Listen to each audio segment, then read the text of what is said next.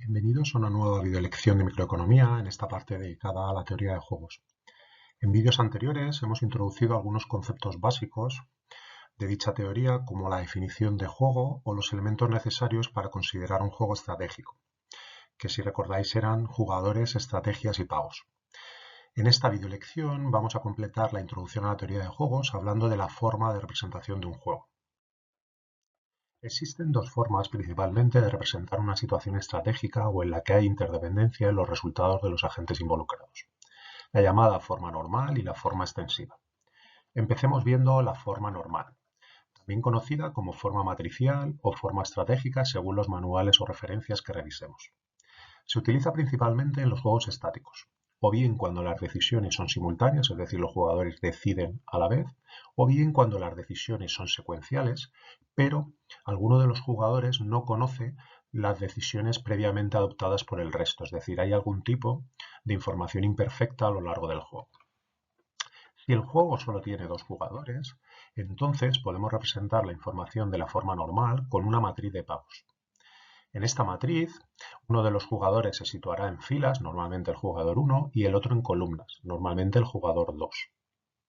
Por lo tanto, cada fila y cada columna de la matriz se corresponderá respectivamente con las estrategias disponibles del jugador fila y jugador columna. Y cada celda, por tanto, se corresponderá con un vector de estrategias S, que estará compuesto por todas aquellas estrategias de todos aquellos jugadores que lleven consigo que el juego acabe en dicha celda. En cada una de estas celdas indicaremos, por último, la utilidad o pago que obtendría cada uno de los jugadores si estos actuasen de acuerdo con el vector correspondiente a dicha celda. Veamos el siguiente ejemplo para entender mejor esta forma de representar un juego. Supongamos que tenemos dos jugadores: Javier, que colocaremos en filas, y Andrés, que colocaremos en columnas. Javier tiene tres posibles alternativas o estrategias a decidir: U, M y D, que en realidad son las siglas de arriba, medio y abajo en inglés, mientras que Andrés solamente tiene dos posibles estrategias o decisiones a tomar: L y R, izquierda y derecha. En cada una de las 6 celdas de la matriz de este juego 2×3 aparecen los pagos que obtendrían Javier, el primero de cada celda, y Andrés, el segundo de cada celda, si decidiesen jugar cada una de las estrategias correspondientes a la fila y columna relativa. Por ejemplo, si Javier se mueve arriba y Andrés a la derecha, es decir, Javier juega U y Andrés R, entonces obtendrán respectivamente 2 y 3 útiles, o las unidades del pago correspondiente, y de la misma forma con el resto de celdas de la matriz.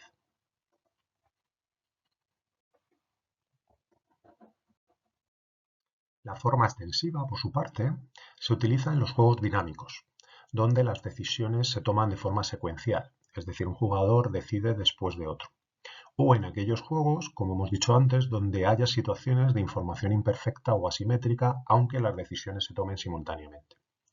Se llama también forma en árbol, ya que se representa mediante árboles de decisión.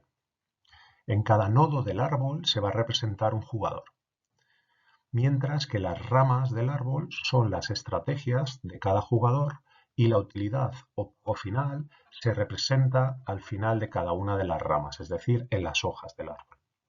Nuevamente, como ocurría en el caso de la matriz, la primera cifra siempre del pago corresponde al primer jugador y así sucesivamente. Veamos el siguiente ejemplo para entender mejor esta forma de representación. Supongamos que tenemos un juego secuencial donde las decisiones de los jugadores no son simultáneas, sino que se toman consecutivamente. Primero va a decidir Javier, que tiene dos estrategias o alternativas posibles: jugar A o jugar B.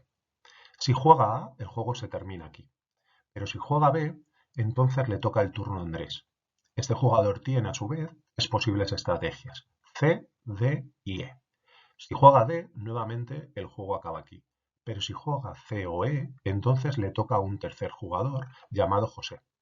Solo tiene dos posibles estrategias a jugar o decidir: F y G, en ambos casos, y que con cualquiera de ellas se acabará el juego.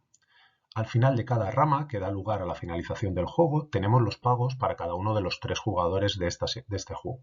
Por ejemplo, si Javier juega A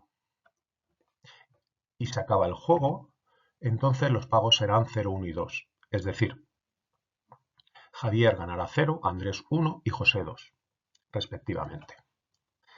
Si Javier juega B, luego Andrés juega E y finalmente José juega G, entonces los pagos serán 3, 1 y 2 respectivamente. Es decir, Javier ganará 3 útiles, Andrés ganará 1 y José ganará 2.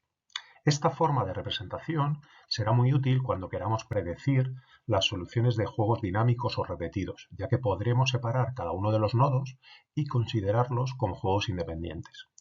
También es muy útil cuando tenemos información imperfecta para alguno de los jugadores, ya que podremos indicarlo colocando una nube sobre el nodo de dicho jugador y esta notación visualmente se entiende mucho mejor que si el juego estuviese representado mediante una matriz, que además pierde validez siempre y cuando haya más de 2 jugadores.